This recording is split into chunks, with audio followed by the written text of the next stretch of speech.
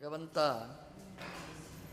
ಯಾವಾಗ ಪರಂಧಾಮಕ್ಕೆ ತೆರಳಿದ ಈ ಸುದ್ದಿಯನ್ನು ಹೊತ್ತುಕೊಂಡು ಅರ್ಜುನ ಧರ್ಮರಾಜನ ಹತ್ರ ಬರ್ತಾನೆ. ಧರ್ಮರಾಜನಿಗೆ ಚಿಂತೆ. ಅತೀತ ಕತಿಚಿನ್ಮಾಸಾಹ, ನಮ್ಮ ಅರ್ಜುನ ದ್ವಾರಕೆಗೆ ಹೋಗಿ ಅದೆಷ್ಟು ತಿಂಗಳಾಯಿತು. ಛೇ, ತುಂಬ ದುಃಖ ಅವನಿಗೆ. ಭಾಗವತ ಚೆನ್ನಾಗಿ ಹೇಳುತ್ತೆ. ಅರ್ಜುನ ಹೋಗಿ ಕತಿಚಿನ್ಮಾಸ, ಕೆಲವು ತಿಂಗಳಾಯಿತು ಅಂತ ಹೇಳ್ತಾರೆ. ಆದ್ದು 7 ದಿನ. ಆದರೆ ಭಾಗವತ ಹೇಳಿತು ಅರ್ಜುನಿಗೆ ಹೇಗೆ ಅನಿಸ್ತು ಅಂತಂದರೆ 7 ದಿನ ಅಂತಂದರೆ ಅದು 7 ದಿನದ ಹಾಗೆ ಇರಲಿಲ್ಲ ಅಂತೆ, 7 ತಿಂಗಳನ್ನ ಹಾಗೆ ಇತ್ತಂತೆ. ಅಬ್ಬಾ, ಎಷ್ಟು ಸಮಯ ಅಂತ. ನಮಗೆ ಆತ್ಮೀಯರು ಯಾರಾದರೂ ದೂರಕ್ಕೆ ಹೋದರೆ 1 ಗಂಟೆ ಇಲ್ಲ ಅಂದರೆ 1 ದಿನ ಇಲ್ಲ ಅಂತಂದರೆ 1 ವರ್ಷ ಇದ್ದ ಹಾಗೆ ಇರ್ತದೆ. ಯಾರಾದರೂ ಬೇಡವಾದವರು 1 ವರ್ಷ ಆದರೂ ಕೂಡ ಅಬ್ಬಾ ನಿನ್ನೆ ತನಕ ಇತ್ತು ಆ ಕೀಟ್ಲೆ ಉಪದ್ರವ ಅಂತ ಬೈತಾ ಇರ್ತೇವೆ. ಭಾಗವತ ಚೆನ್ನಾಗಿ ಹೇಳುತ್ತೆ. ಅರ್ಜುನ ಇನ್ನೂ ಯಾಕೆ ಬರಲಿಲ್ಲ ಅಂತ ತಲವರಿಸಿಕೊಂಡಿದ್ದ ಧರ್ಮರಾಜ. ಅರ್ಜುನ ಬರ್ತಾನೆ. ಅರ್ಜುನ ಬಂದಾಗ ಕೃಷ್ಣ ವಿಚಾರಿಸ್ತಾನೆ, ಧರ್ಮರಾಜ ವಿಚಾರಿಸ್ತಾನಂತೆ ಅರ್ಜುನನ ಹತ್ರ, ಅರ್ಜುನ ಯಾಕೆ ನಿನ್ನ ಮುಖದಲ್ಲಿ ತೇಜಸ್ಸಿಲ್ಲ ಅಂತ. ಆವಾಗ ಅರ್ಜುನ ಹೇಳುವ ಮಾತು, ಇನ್ನೇನು ತೇಜಸ್ಸು ಅಣ್ಣ ಅಂತ ಹೇಳ್ತಾನೆ. ಯಾಕೆ ಅಂತಂದರೆ ಯಾರಿಂದಾಗಿ ನಮಗೆ ತೇಜಸ್ಸೋ ಅವನೇ ಇಲ್ಲ, ಇನ್ನೇನು ತೇಜಸ್ಸು. ತೇಜೋಮಯ ವಸ್ತುಗಳಿಗೆ ತೇಜಸ್ಸನ್ನು ತುಂಬಿಸುವವ ನಮ್ಮ ದೇವರು ಕೃಷ್ಣ. ಅವನು ಅದೃಶ್ಯನಾದ, ಇನ್ನೇನು ತೇಜಸ್ಸು ಅಂತ. ಸೂರ್ಯನಿಗೆ ತೇಜಸ್ಸು ತುಂಬುವವ ಯದಾದಿತ್ಯಗತಂ ತೇಜ, ಅದು ಭಗವಂತ. ಯಚ್ಚಂದ್ರಮಸಿ, ಅದು ಭಗವಂತ. ಅಗ್ನಿಯಲ್ಲಿ ಏನು ತೇಜಸ್ಸನ್ನು ತುಂಬಿಸಬೇಕು, ಅದು ಭಗವಂತ. ನಿಮ್ಮಲ್ಲೆಲ್ಲ ಈ ತೇಜಸ್ಸು ಟೆಂಪರೇಚರು ತುಂಬಿಸಬೇಕು, ಭಗವಂತ. ಅವ ಎಲ್ಲಿವರೆಗೆ ಇರ್ತಾನೆ ಅಲ್ಲಿವರೆಗೆ ತೇಜಸ್ಸು. ಅವ ಬಿಟ್ಟು ಹೋದರೆ ತೇಜಸ್ಸೇ ಇಲ್ಲ ಅಂತ ಹೇಳ್ತಾನೆ. ಹೇಳ್ತಾ ಒಂದು ಮಾತು ಹೇಳ್ತಾನೆ, ನನಗೇನಾಗಿತ್ತು ಅಂತಂದರೆ ಅಲ್ಲಿಂದ ಬಂದೆ ನಾನು ದ್ವಾರಕೆಯಿಂದ, ಅಳಿದುಳಿದ ಹೆಣ್ಮಕ್ಕಳನ್ನು ರಕ್ಷಣೆ ಮಾಡಬೇಕು ಅಂತ. ನನಗೇನಿತ್ತು ಅಂದರೆ ಇಡೀ ಭೂಮಂಡಲ ರಕ್ಷಣೆ ಮಾಡುವವ ಅರ್ಜುನ ಅಂತ ಭ್ರಮೆ ಇತ್ತು ನನಗೆ. ಸಮುದ್ರದ ತನಕದ ಭೂಮಿಯನ್ನು ಆಳುವವ ನಾನು ಗಾಂಡೀವವನ್ನು ಹಿಡ್ಕೊಂಡ್ರೆ ನನಗೆ ಸರಿಸಾಟಿಯಾಗಿ ಯಾರೂ ಇಲ್ಲ ಅಂತ ತಿಳ್ಕೊಂಡಿದ್ದೆ. ಮಹಾಭಾರತ ಯುದ್ಧದಲ್ಲಿ ಎಂತಹ ಜಯಬೇರಿ ಯುದ್ಧ, ನನಗೆ ಪಾಂಡವರ ದುರ್ಯೋಧನಾದಿಗಳನ್ನೆಲ್ಲ ನೆಲಕ್ಕೆ ಉರುಳಿಸಿದ್ದೇನೆ, ಎಂತಹ ಅರ್ಜುನ ಅಂತ ನನಗೆ ಇತ್ತು. ಆದರೆ ಆ ಭ್ರಮೆಯೆಲ್ಲ ಬಿತ್ತು ಅಂತ ಹೇಳಿದ. ಯಾಕೆಂತಂದರೆ ಆ ಹೆಣ್ಮಕ್ಕಳನ್ನು ಕರ್ಕೊಂಡು ಬಂದೆ, ಮ್ಲೇಚ್ಛರು ದರೋಡೆ ಮಾಡಿದರು, ಬಲಾತ್ಕಾರ ಮಾಡಿದರು, ಆ ಹೆಣ್ಮಕ್ಕಳನ್ನು ರಕ್ಷಣೆ ಮಾಡಲಿಕ್ಕಾಗಲಿಲ್ಲ ಅಣ್ಣ ಅಂತ ಹೇಳ್ತಾ. ಅಲ್ಲ ಅರ್ಜುನ, ನಿನಗೆ ಗಾಂಡೀವ ಧನುಸ್ಸು ಇದೆ, ಅಕ್ಷಯ ಬತ್ತಳಿಕೆ ಇದೆ, ಆ ರಥ ಇದೆ. ಅರ್ಜುನ ಹೇಳಿದ, ನಾನು ಯಾವ ಯುದ್ಧ ಮಾಡಿದೆ, ಯಾವ ಕುರುಕ್ಷೇತ್ರದಲ್ಲಿ ಯುದ್ಧ ಮಾಡಿದ್ದೇನೆ, ಆ ಕುರುಕ್ಷೇತ್ರದಲ್ಲಿ ತದ್ವೈ ಧನು, ಯಾವ ಗಾಂಡೀವ ಹಿಡ್ಕೊಂಡು ಯುದ್ಧ ಮಾಡಿದ್ನೋ ಅದೇ ಗಾಂಡೀವ ಇದೆ. ತದ್ವೈ ಧನು ತೈಷವ, ಅವತ್ತೇನು ಬಾಣದಿಂದ ಹೋರಾಡಿದೆ ಅದೇ ಬಾಣಗಳಿವೆ. ಸ್ವಯಂ ರಥಃ ತೈಮೇ ಹಯಾಹ, ಅದೇ ಕುದುರೆಗಳು, ಅದೇ ರಥ, ಎಲ್ಲ ಸೋಹಂ ರಥಿ, ಅದೇ ಅರ್ಜುನ ಇದ್ದಾನೆ ಅಂತ. ಮಹಾಭಾರತದಲ್ಲಿ 1 ದಿನ ಸೋಲು ಕಾಣಲಿಲ್ಲ ಈ ಅರ್ಜುನ. ಯತ್ರ ಯೋಗೀಶ್ವರ ಕೃಷ್ಣ ಯತ್ರ ಪಾರ್ಥೋ ಧನುರ್ಧರ ತತ್ರ ಶ್ರೀರ್ ವಿಜಯ ಭೂತಿ, ಎಲ್ಲ ಇತ್ತು. ಅಣ್ಣ ಇವತ್ತು ಯಾವುದೂ ಇಲ್ಲ. ಯಾಕೆ ಅಂತಂದರೆ ಇದೆಲ್ಲ ಶೂನ್ಯ. ಕೃಷ್ಣ ಇದ್ದರೆ ಇದಕ್ಕೆಲ್ಲ ಬೆಲೆ, ಕೃಷ್ಣ ಇಲ್ಲದಿದ್ದರೆ ಇದಕ್ಕೆ ಬೆಲೆನೇ ಇಲ್ಲ. ಆ ದೇವರು ಇಲ್ಲ. ಇವತ್ತು ಗೊತ್ತಾಯಿತು ಕೃಷ್ಣ ಇದ್ದದ್ದಕ್ಕೆ ನನಗೆ ಜಯ ಅಂತ.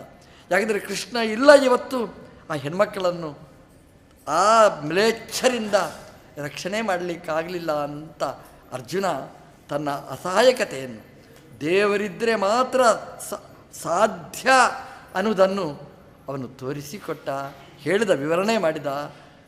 ಅಲ್ಲಿ ಒಂದು ಮಾತು ನಮ್ಮ ಆಚಾರ್ಯರು, ಎಲ್ಲಿ ಬೇಕೋ ಅಲ್ಲಿ ಮಿತಭಾಷಿಗಳು ಆಚಾರ್ಯರು, ಅವರು ಹೇಳ್ತಾರೆ, ತದ್ವೈ ಧನು ಗಾಂಡೀವ ಸರಿ, ತ ಇಶವ ಅದೇ ಬಾಣಗಳು ಅಂತ. ಬಾಣ ಹೋದದ್ದು ಎಲ್ಲಿಯಾದರೂ ವಾಪಸ್ ಬರಲಿಕ್ಕುಂಟ. ತೈಷವಃ ಅದೇ ರಥ ಯಾವತ್ತೂ ಕೃಷ್ಣದೇವರು ಇಳಿದರೂ ರಥ ಬೆಂಕಿಯಲ್ಲಿ ಸುಟ್ಟು ಬೂದಿ ಆಯಿತು. ಯಾರು ಬೆಂಕಿ ಕೊಟ್ಟರು ಅಂತಂದರೆ ಧರಣಿ ಮುಷ್ಕರಕಾರರಲ್ಲ. ಮಹಾಭಾರತದ ಯುದ್ಧದಲ್ಲಿ ಶತ್ರುಗಳು ಪ್ರಯೋಗ ಮಾಡಿದ ಅಸ್ತ್ರ, ಆ ಅಗ್ನಿ ಅಸ್ತ್ರಗಳು ಅದು ಅಲ್ಲೇ ಇತ್ತು. ನಮ್ಮ ದೇವರಿದ್ದ, ಮೇಲಿನಿಂದ ಹನುಮಂತೇವರಿದ್ದರು, ರಥಕ್ಕೇನೂ ಆಗಿರಲಿಲ್ಲ. ಯಾವಾಗ ಇಬ್ಬರೂ ಇಳಿದರೂ ರಥ ದಗ ದಗ ದಗ ಅಂತ ಉರಿಲಿಕ್ಕೆ ಶುರುವಾಯಿತು, ಸುಟ್ಟು ಬೂದಿ ಆಯಿತು ಅಂತ. ಇಷ್ಟು ಚೆನ್ನಾಗಿ ಹೇಳುತ್ತೆ ಮಹಾಭಾರತ ಅಂತಂದರೆ. ಇದೊಂದು ರಥ ದೇವರದ್ದು. ಎಲ್ಲಿವರೆಗೆ ಉರಿತಾ ಇರ್ತದೆ, ಎಲ್ಲಿವರೆಗೆ ಚೆನ್ನಾಗಿರ್ತದೆ ಅಂತಂದರೆ ಆ ಪ್ರಾಣದೇವರು ಭಗವಂತ ಎಲ್ಲಿವರೆಗೆ ಇರ್ತಾರೆ, ಕೃಷ್ಣ ಪ್ರಾಣದೇವರು ಇರ್ತಾರೆ, ಅಲ್ಲಿವರೆಗೆ ಈ ರಥ ಚೆನ್ನಾಗಿರ್ತದೆ. ಅವರು ಹೊರಟ್ರೆ ದಗದಗ ಅಂತ ಉರಿಸಬೇಕಷ್ಟೇ ಹೊರತು ಇದೇನೂ ಮಾಡಲಿಕ್ಕೆ ಸಮರ್ಥ ಅಲ್ಲ ಅಂತ ಹೇಳ್ತಾರೆ. ತೈಷವಃ ಅಂತಂದರೆ ತತ್ಸದೃಶಾಹ ಇಷವ, ಅದಕ್ಕೆ ಸಮಾನವಾದ ಬಾಣಗಳು, ಆ ರಥಕ್ಕೆ ಸಮಾನವಾದ ಮತ್ತೊಂದು ರಥ, ಆ ಕುದುರೆಗಳಿಗೆ ಸಮಾನವಾದ ಕುದುರೆಗಳು ಅಂತ ಅರ್ಥ. ಅಂತೂ ರಥ, ಕುದುರೆಗಳು, ಬಿಲ್ಲು ಬಾಣಗಳು ಎಲ್ಲ ಇದೆ. ಆದರೆ ಕೃಷ್ಣ ಇಲ್ಲದಿದ್ದರೆ ನಮಗೆ ಜಯ ಇಲ್ಲ, ದೇವರು ಇದ್ದರೆ ನಮಗೆ ದಿಗ್ವಿಜಯ. ಅಣ್ಣ ಕೃಷ್ಣ ಬಿಟ್ಟು ಹೋದ, ಇನ್ನೇನು ಜಯ, ಇನ್ನೇನು ಮುಖದಲ್ಲಿ ತೇಜಸ್ಸು ಅಂತ ಅರ್ಜುನ ತನ್ನ ಅಸಾಮರ್ಥ್ಯದ ಪರಾಕಾಷ್ಠೆಯನ್ನು ಧರ್ಮರಾಜನ ಹತ್ರ ಹೇಳಿದರೆ, ಧರ್ಮರಾಜ ಹೇಳಿದ, ಹಾಗಾದರೆ ಧರ್ಮರಾಜನಲ್ಲಿ ಧರ್ಮ ಇಲ್ಲ ಇಲ್ಲಿ. ಎಲ್ಲಿವರೆಗೆ ಕೃಷ್ಣ ಇರ್ತಾನೆ, ಯಥ ಕೃಷ್ಣ ತಥೋ ಧರ್ಮ, ಎಲ್ಲಿ ದೇವರು ಇರ್ತಾನೆ ಅಲ್ಲಿ ಧರ್ಮ. ದೇವರು ಇಲ್ಲದಿದ್ದರೆ ಧರ್ಮ ಇಲ್ಲ. ನಾವು ದೇವರನ್ನು ಮರೆಯುವುದು, ಧರ್ಮಾಚರಣೆ ಮಾಡುವುದು ಅರ್ಥನೇ ಇಲ್ಲ ಅದಕ್ಕೆ ಅಂತ ಹೇಳಿದ. ಹಾಗಾದರೆ ಅರ್ಜುನ ಇಲ್ಲ, ಧರ್ಮರಾಜ ಇಲ್ಲ, ಭೀಮಸೇನ ದೇವರು ಹೇಳಿದರು ನಾನು ಭೀಮನೂ ಇಲ್ಲ ಅಂತ. ಎಲ್ಲಿವರೆಗೆ ದೇವರು ಇರ್ತಾನೆ ಅಲ್ಲಿವರೆಗೆ ಭೃತಾಹ ಮಾಹ ಯಸ್ಮಿನ್, ಜ್ಞಾನಪೂರ್ಣನಾದ ಈ ಭೀಮ ಇರ್ತಾನೆ, ನಕುಲ ಸಹದೇವರು ಇರ್ತಾರೆ, ದ್ರೌಪದಿ ವೇದಾಭಿಮಾನಿನಿ ಇರ್ತಾಳೆ. ಯಾವಾಗ ಕೃಷ್ಣ ಇಲ್ಲ ನಾವೆಲ್ಲ ಶೂನ್ಯ ಅಂತ ತೀರ್ಮಾನ ಮಾಡಿ ಪರೀಕ್ಷಿತ್ ರಾಜರನ್ನು ಸಿಂಹಾಸನದಲ್ಲಿ ಪಟ್ಟಾಭಿಷಿಕ್ತರನ್ನಾಗಿ ಮಾಡ್ತಾರಂತೆ. ದೇಶ ಅರಾಜಕತೆಯನ್ನು ಪಡೆಯಬಾರದು ಅಂತ ಒಳ್ಳೆಯ ತಮ್ಮ ಸಿಂಹಾಸನದಲ್ಲಿ ಕೂಡಿಸಿ ಉತ್ತರ ಪ್ರಸ್ಥಾನವನ್ನು ಪಾಂಡವರು ಮಾಡ್ತಾರೆ, ಲಯ ಚಿಂತನೆ ಮಾಡ್ತಾರೆ. ಸೋತ್ತಮರಲ್ಲಿ ಲಯವನ್ನು ಚಿಂತನೆ ಮಾಡಿ ಅವರು ಉತ್ತರ ಪ್ರಸ್ಥಾನ ಮಾಡಿ ತಮ್ಮ ತಮ್ಮ ದೇಹವನ್ನು ಬಿಡ್ತಾನೆ. ಧರ್ಮರಾಜ ಸ್ವರ್ಗಕ್ಕೆ ಹೋಗ್ತಾನೆ ಸಶರೀರವಾಗಿ, ಮತ್ತೆ ತನ್ನ ಶರೀರವನ್ನು ಅಲ್ಲಿ ಬಿಟ್ಬಿಡ್ತಾನೆ ಅಂತ ಅದನ್ನು ಉಲ್ಲೇಖ ಮಾಡ್ತಾರೆ. ಪಾಂಡವರು ತಮ್ಮ ಎಲ್ಲ ಆ ಪುಣ್ಯವನ್ನು ಪರೀಕ್ಷಿತ್ ರಾಜನ ಮೇಲೆ ಇಟ್ಟಿದ್ದಾರಂತೆ. ಪರೀಕ್ಷಿತ್ ರಾಜರ ಹುಟ್ಟುವಾಗಲೇ ಜಾತಕ ನೋಡುವುದವರು ಹೇಳಿದ್ರಂತೆ, ಪರೀಕ್ಷಿತು ಒಳ್ಳೆಯ ರಾಜನಾಗ್ತಾನೆ, ಹೇಗೆ ರಾಜ್ಯಭಾರ ಮಾಡ್ತಾನೆ ಅಂತಂದರೆ ಯಥ ದಾಶರಥಿರಿ ಯಥ, ರಾಮದೇವರು ಹೇಗೆ ರಾಜ್ಯಭಾರ ಮಾಡ್ತಾರೆ ಹಾಗೆ ಪರೀಕ್ಷಿತು ರಾಜ್ಯಭಾರ ಮಾಡ್ತಾರೆ ಅಂತ ಆ ಜಾತಕ ನೋಡಿದವರು ಪ್ರಶ್ನೆ ಹೇಳಿದರಂತೆ. ಇದು ಹೀಗೆ ಒಳ್ಳೆಯ ಅಧಿಕಾರಿಯಾಗಿ ಬೆಳೆಯುತ್ತಾನೆ ಅಂತ. ಪರೀಕ್ಷಿತ್ ರಾಜರು ಕೃಷ್ಣನಿಂದ ರಕ್ಷಿತರಾದವರು, ಅವರು ವಿಷ್ಣುರಾತರು, ಭಗವಂತನಿಂದ ಸುರಕ್ಷಿತರಾದವರು. ಹಾಗಾಗಿ ಆ ಪರೀಕ್ಷಿತ್ ಅವನು ರಾಜ್ಯಭಾರ ಮಾಡ್ತಾನೆ. ರಾಜ್ಯಭಾರ ಮಾಡುವಾಗ ಅವನಿಗೆ ಸುದ್ದಿ ಬಂತು, ಕಲಿ ಪ್ರವೇಶ ಆಗಿದೆ ನಮ್ಮ ದೇಶದಲ್ಲಿ.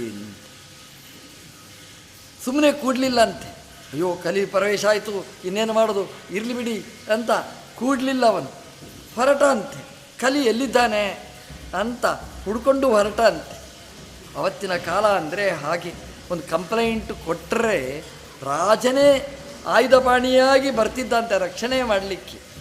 ನೀವು ಪೊಲೀಸ್ ಸ್ಟೇಷನಿಗೆ ಕಂಪ್ಲೇಂಟ್ ಕೊಡಿ, ಇಂಥಲ್ಲಿ ಕಳ್ಳತನ ಆಗಿದೆ ಅಂತ. ಆ ಜಾಗ ಒಂದು ಬಿಟ್ಟು ಎಲ್ಲ ಕಡೆ ಹುಡುಕ್ತಾರೆ, ಹುಡುಕಿದ್ದು ಕೊನೆಗೆ ನಾವು ಅಸಹಾಯಕರು, ಯಾರು ಗೊತ್ತಾಗಲಿಲ್ಲ, ಗೊತ್ತಾದರೆ ತಿಳಿಸಿ ಅಂತ ಹೋಗಿ ಬಿಡ್ತಾರೆ. ಹಿಂದಿನ ಕಾಲದ ರಾಜರುಗಳು ಅಂದರೆ ಹಾಗೆಯೇ, ರಾಜನೇ ಆಯುಧಪಾಣಿಯಾಗಿ ಸಶಸ್ತ್ರಪಾಣಿಯಾಗಿ ಬರ್ತಿದ್ದ. ಹೊರಟ್ರೆ ಎಲ್ಲಿ ಕಲಿ ಪ್ರವೇಶ ಮಾಡಿದ ಆ ಸ್ಪಾಟಿಗೆ ಬರ್ತಾನೆ, ನೋಡ್ತಾನೆ, ದನದ ಕಣ್ಣಲ್ಲಿ ನೀರು. ಗೊತ್ತಾಯಿತು ಕಲಿ ಇಲ್ಲೇ ಇದ್ದಾನೆ ಅಂತ. ಯಾವ ಜಾಗದಲ್ಲಿ ಕಣ್ಣೀರು ಹಾಕ್ತದೆ ಗೋವು, ಬ್ರಾಹ್ಮಣರು, ಜ್ಞಾನಿಗಳು, ವಿದ್ವಾಂಸರು, ಆ ಜಾಗದಲ್ಲಿ ಕಲಿಪ್ರವೇಶ ಆಗಿದೆ. ಎಲ್ಲಿ ಹೆಣ್ಮಕ್ಕಳು ಕಣ್ಣೀರು ಹಾಕ್ತಾರೆ ಅಲ್ಲಿ ಕಲಿಪ್ರವೇಶ ಆಗಿದೆ ಅಂತಲೇ ಅರ್ಥ. ನೋಡಿದ, ದನ ಕಣ್ಣೀರು ಹಾಕ್ತದೆ, ನೋಡ್ತಾನೆ ಪಕ್ಕದಲ್ಲಿ ಒಂದು ಎತ್ತು ಇದೆ. ಆ ವೃಷಭ ಒಂದೇ ಕಾಲಲ್ಲಿ ನಿಂತಿದೆ. ಅವನಿಗೆ ಆಶ್ಚರ್ಯ, ಈಗ ಬೀಳ್ತದೆ ಈ ವೃಷಭ. ಒಂದು ಕಾಲಲ್ಲಿ ಬ್ಯಾಲೆನ್ಸ್ ಆದರೂ ಹೇಗೆ? ಮನುಷ್ಯನಿಗೇ ಒಂದು ಕಾಲಲ್ಲಿ ನಿಲ್ಲಲಿಕ್ಕಾಗೋಲ್ಲ, ಆ ಎತ್ತು ಒಂದು ಕಾಲಲ್ಲಿ ಹೇಗೆ ನಿಲ್ಲಬೇಕು? ನೋಡಿದ, ಅಯ್ಯೋ, ಕಣ್ಣೀರು ಹಾಕ್ಕೊಂಡ ಅಂತೆ ಪರೀಕ್ಷಿತ. ನೋಡ್ತಾನೆ, ಅವರ ಮಾತುಕತೆ ನಡೀತಾ ಇದೆ. ಏನು ಸಂಭಾಷಣೆ ಅಂತ ಕೇಳ್ತಾನೆ. ನೋಡಿ, ರಾಜರುಗಳಿಗೆ ಪ್ರಾಣಿಗಳ ಭಾಷೆ ಬರ್ತಿತ್ತು. ಅವರು ಏನು ಮಾತಾಡ್ತಾರೆ ಅದನ್ನು ಅರ್ಥವಿಸಿಕೊಳ್ಳುವ ತಾಕತ್ತಿತ್ತು, ಅದಕ್ಕೆ ಪ್ರತಿಧ್ವನಿಸುವ ತಾಕತ್ತಿತ್ತು ಅವರ ಹತ್ರ. ಆ ಎತ್ತು ಮತ್ತು ದನ ಮಾತಾಡಿಕೊಳ್ತಿತ್ತಂತೆ. ಏನು ಮಾತಾಡಿಕೊಂಡಿತ್ತು ಅಂತಂದರೆ, ಗೋವು ಹೇಳಿತು, ಗೋವಿನ ಹತ್ರ ಆ ಗೋವು ಹೇಳ್ತದೆ ವೃಷಭದ ಹತ್ರ. ಏನು ಹೇಳುತ್ತೆ ಅಂತಂದರೆ, ವೃಷಭ ಹೇಳ್ತಂತೆ ಗೋವಿನ ಹತ್ರ, ಅಮ್ಮ ನೀನು ಯಾಕೆ ಕಣ್ಣೀರು ಹಾಕ್ತಿ ಅಂತ. ಗೋವು ಮಾತಾಡೋದಿಲ್ಲ. ಅದು ಹೇಳುತ್ತೆ, ನನ್ನ ಕಾಲು ಮುರಿದಿದೆ ಅಂತ ನೀನು ಕಣ್ಣೀರು ಹಾಕ್ತೀಯಾ ಅಂತ. ಅಲ್ಲ, ಇಂದ್ರ ಮಳೆ ಸುರಿಸುವುದಿಲ್ಲ ಅಂತ ಚಿಂತೆ ಮಾಡ್ತೀಯಾ ಅಂತ. ಅಲ್ಲ, ಹೆಣ್ಮಕ್ಕಳ ಬಗ್ಗೆ ನೀನು ಚಿಂತೆನಾ? ರಕ್ಷಣೆ ಮಾಡೋರು ಇಲ್ಲ ಅಂತ ಚಿಂತೆನಾ? ಕೇಳ್ತದಂತೆ ಆ ವೃಷಭ. ಅಲ್ಲ, ಮಕ್ಕಳನ್ನು ಕೇಳೋರಿಲ್ಲ, ಮಕ್ಕಳು ಸಿಕ್ಕಾಪಟ್ಟೆ ಸ್ವತಂತ್ರರಾಗಿ ಸ್ವಚ್ಛಂದ ವೃತ್ತಿಗಳಾಗ್ತಾರೆ, ಅದರ ಬಗ್ಗೆ ನಿನಗೆ ಚಿಂತೆನಾ? ಸನಾತನ ಧರ್ಮವೇ ನಶಿಸ್ತದೆ, ಹಾಗೆ ನಿನಗೆ ಚಿಂತನ? ನಿನಗೇನು ಚಿಂತೆ ಅಂತ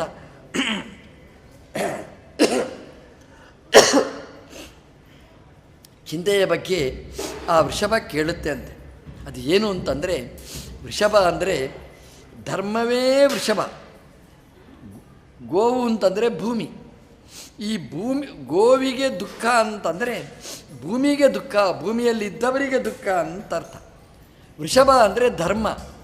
ಈ ಧರ್ಮಕ್ಕೆ ತೊಂದರೆ ಆದರೆ ಭೂಮಿಗೆ ತೊಂದರೆ ಆಗುತ್ತೆ.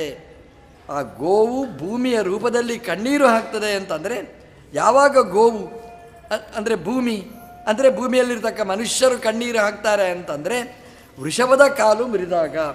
ವೃಷಭ ಅಂತಂದರೆ ಧರ್ಮ. ಧರ್ಮ ಕಾಲು ಮುರಿದು ಅಶಕ್ತಿಯನ್ನು ಪಡೆದಾಗ ಭೂಮಿಯಲ್ಲಿದ್ದ ಜನರಿಗೆ ದುಃಖ. ಮನೆಯಲ್ಲಿ ಹಾಗೆಯೇ ದುಃಖ ಯಾವಾಗ ಬರುತ್ತೆ ಅಂತಂದರೆ, ನಮ್ಮ ಡಿಪಾಸಿಟ್ ಖಾಲಿಯಾದಾಗ ದುಃಖ ಆಗುತ್ತೆ ಅಂತ. ಯಾವ ಡಿಪಾಸಿಟ್? Fixed deposit. ಅಂದರೆ ಧರ್ಮದ ಫಿಕ್ಸೆಡ್ ಡಿಪಾಸಿಟ್ ಯಾವಾಗ ಖಾಲಿಯಾಯಿತು ಆವಾಗ ಅಳುವ ಪ್ರಸಂಗ ನಮಗೆ ಬರುವುದು. ಮನೆಯಲ್ಲಿ ಸಮಸ್ಯೆ ಆಗುವುದು ಯಾವಾಗ ಅಂತಂದರೆ, ನಮ್ಮ ಹಿರಿಯರೆಲ್ಲ ಮಾಡಿದ ಪುಣ್ಯ ಇತ್ತು, ಈ ಮನೆಯಲ್ಲಿ ಚೆನ್ನಾಗಿ ನಡೀಲಿ ಅಂತ ಆ ತುಪ್ಪದ ದೀಪ ಹಚ್ಚಿಟ್ಟು ಭಗವಂತನಿಗೆ ದಿನಾ ಸಹಸ್ರನಾಮ ಹೇಳಿ ಹರಿಕಥಾಮೃತಸಾರ ಪಾರಾಯಣ ಮಾಡಿ ಅವ್ರು ದೀಪ ಹಚ್ಚಿದ್ರು. ಆ ಪುಣ್ಯ ಎಲ್ಲಿವರೆಗೆ ಇರ್ತದೆ ಅಲ್ಲಿವರೆಗೆ ನಾವು ಆರಾಮವಾಗಿರ್ತೇವೆ. ಆ ಪುಣ್ಯದ ತೈಲ ಯಾವಾಗ ಘೃತ ಖಾಲಿಯಾಯಿತು, ದೀಪ ನಂದಿತು, ಆವಾಗ ಎಲ್ಲ ಸಮಸ್ಯೆಗಳು ಬರುವುದು. ಧರ್ಮಕ್ಕೆ ಎಲ್ಲಿ ಕೊರತೆ ಆಗ್ತದೆ ಅಲ್ಲಿ ಸಮಸ್ಯೆಗಳು ದುಃಖಗಳು ಮತ್ತೆ ಮರುಕಳಿಸ್ತದೆ ಅಂತೆ. ಅದನ್ನು ಹೇಳ್ತದೆ ಆ ವೃಷಭ. ನನ್ನ ಕಾಲು ಅಂತಂದರೆ ತಪಶೌಚಂ ದಯಾ ಸತ್ಯಂ ಅಂತ. ತಪಸ್ಸು, ಶೌಚ, ದಯಾ, ಸತ್ಯ 4 ಪಾದಗಳು ಧರ್ಮಕ್ಕೆ. ವೃಷಭಕ್ಕೆ 4 ಪಾದಗಳು ಅಂತಂದರೆ ತಪಶೌಚಂ ದಯಾ ಸತ್ಯಂ ಅಂತ. ತಪಸ್ಸು ಒಂದು ಧರ್ಮದ ಕಾಲಂತೆ. ನಮ್ಮ ಧರ್ಮ ಯಾವಾಗ ಉಳಿತೇವೆ? ಧರ್ಮ ಉಳಿಸಬೇಕು ಅಂತ ನಾವು ಹೇಳ್ತೇವೆ. ಯಾವಾಗ ಅಂದರೆ ತಪಸ್ಸು ಮಾಡಬೇಕಂತೆ. ತಪಸ್ಸು ಅಂದರೆ ದೈಹಿಕ ತಪಸ್ಸು, ವಾಚಿಕ ತಪಸ್ಸು, ಮನಸ್ಸಿನ ತಪಸ್ಸು. ಈ ತಪಸ್ಸನ್ನು ನಾವು ಯಾವಾಗ ಮಾಡ್ತೇವೆ, ತಪಸ್ಸನ್ನು ಬೆಳೆಸ್ತೇವೆ, ಆವಾಗ ಧರ್ಮ ಅನ್ನೋದು ದೃಢವಾಗಿರ್ತದೆ. ಧರ್ಮಕ್ಕೆ ಮೂಲ ಅದು ತಪಸ್ಸು ಅಂತ. ಶೌಚಂ ಅಂತ 2ನೇ ಕಾಲಂತೆ. ಶೌಚ ಅಂತಂದರೆ ಶುಚಿತ್ವ ಎಂಬಂಥದ್ದು. ಶುಚಿತ್ವ 2 ರೀತಿ, ದೈಹಿಕ ಶೌಚ, ಮನಸ್ಸಿನ ಶೌಚ, ಅದು ಎರಡೂ ಇರಬೇಕು. ತಪಸ್ಸು ಹಾಗೆ, ಶೌಚ ಹಾಗೇನೆ. ದಯಾ ಅಂತಂದರೆ ಯಾರು ಸಜ್ಜನರು ಅವರ ಬಗ್ಗೆ ದಯಾ ಇರಬೇಕು. ಸಜ್ಜನರಿಗೆ ಏನಾದರೂ ಸಮಸ್ಯೆ ಆದರೆ ನಮ್ಮ ಮನಸ್ಸು ಅದು ಮಿಡಿಬೇಕು. ಆವಾಗ ಅದಕ್ಕೆ ದಯಾ ಅಂತ ಹೇಳ್ತಾರೆ. ನಮಗೆ ಸಮಸ್ಯೆ ಆದಾಗ ನಾವು ಮಿಡಿತೇವೆ, ಅದು ಮುಖ್ಯ ಅಲ್ಲ. ಸಜ್ಜನರಿಗೆ ತೊಂದರೆ ಆದಾಗ ನಾವು ದುಃಖ ಪಡಬೇಕಂತೆ. ಅವನು ಸತ್ತ, ಅಯ್ಯೋ ನಂದೇ ಶಾಪ ಇರಬೇಕು ಅವನಿಗೆ ಅಂತ ಕೊಚ್ಚಿಕೊಳ್ಳುವುದಲ್ಲ ಅಂತೆ. ಅವನಿಗೆ ಅಯ್ಯೋ ಅವನಿಗೆ ಹೀಗಾಗಬಾರ್ದಿತ್ತು, ಏನು ಮಾಡ್ಬೋದು ನನ್ನಿಂದ ಅಂತ ಮನಸ್ಸು ಕರಗಬೇಕಂತೆ. ಅದಕ್ಕೆ ದಯಾ ಅಂತ ಹೇಳ್ತಾರೆ. ಸತ್ಯಂ ಅಂತ, ಸತ್ಯಂ ಅಂತಂದರೆ ಒಂದು ಯಥಾರ್ಥವಾದ ಮಾತು, ಒಂದು ಯಥಾರ್ಥ ಜ್ಞಾನಪೂರ್ವಕವಾಗಿ ನಾವು ಮಾಡುವಂತಹ ಕೃತಿ, ಎರಡೂ ಕೂಡ ಸತ್ಯ ಅಂತ ಹೇಳ್ತಾರೆ.